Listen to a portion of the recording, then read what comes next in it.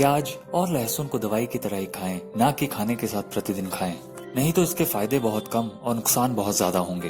Cancer और paralysis patients की दवाई में भी कोबरा सांप के जहर को यूज किया जाता है, पर इसका ये अर्थ नहीं है कि आप इस जहर को डेली ही खाने लग जाएं। प्याज और लहसुन शाकाहारी भी हैं और आयुर्वेद में इनके फायदे भी बताए गए हैं। जैसे प्याज हाई बीपी, कोलेस्ट्रॉल, दिल के लिए और भी कई तरह से हमारे शरीर के लिए फायदेमंद है।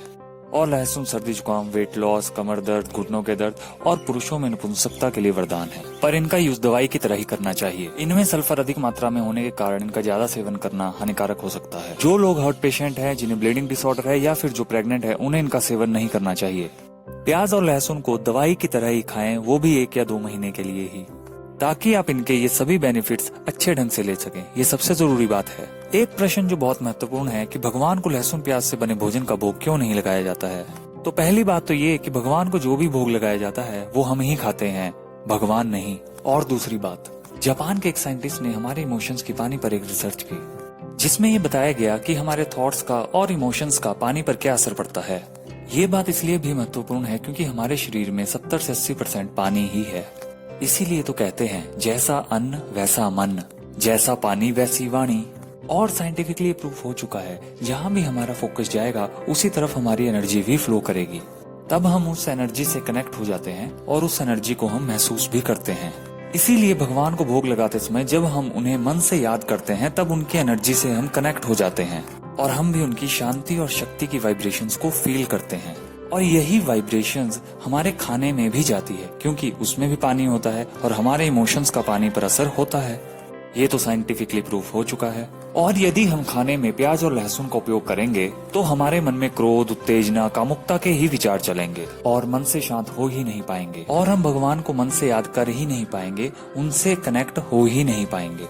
इसीलिए भगवान को प्याज और लहसुन का भोग नहीं लगाया जाता। और जानकारी के अभाव में आजकल कई लोग भगवान को प्याज और लहसुन से बनी दाल सब्जियों का भोग भी लगा देते हैं। ये हमारे ही मन और बुद्धि के लिए उचित नहीं होता। ध्यान रहे, भगवान सिर्फ हमारी शुद्ध और पवित्र भावनाओं का ही भूखा होता है, हमारे भोजन का नहीं। इसीलिए भगवान को कभी भी प्याज और लहसुन का भोग नहीं लगाया जाता।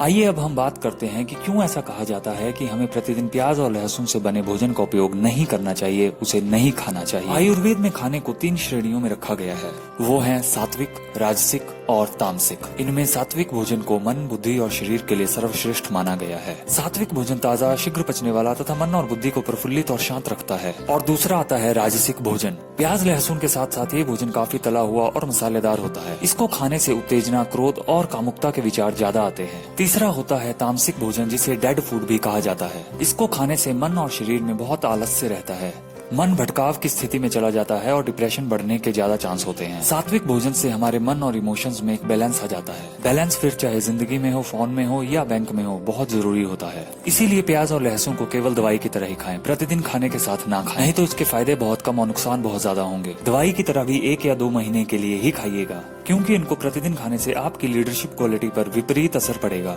और आप सही डिसीजन नहीं ले पाएंगे। जो भी लोग आध्यात्मिक यात्रा में आगे जाना चाहते हैं, मन से शांत और स्थिर रहना चाहते हैं, वे लोग प्याज और लहसुन का उपयोग ना करें। इसीलिए साधु संत लोग प्याज और लहसुन का उपयोग नहीं करते हैं, क्योंकि इससे मन में क्रोध, उत्तेजना और कामुकता के विचार आते हैं। कामुकता यदि शरीर में है तब तक तो ठीक है, लेकिन यदि ये मन मस्तिष्क पर हावी हो गई तो बहुत खतरनाक हो सकती है।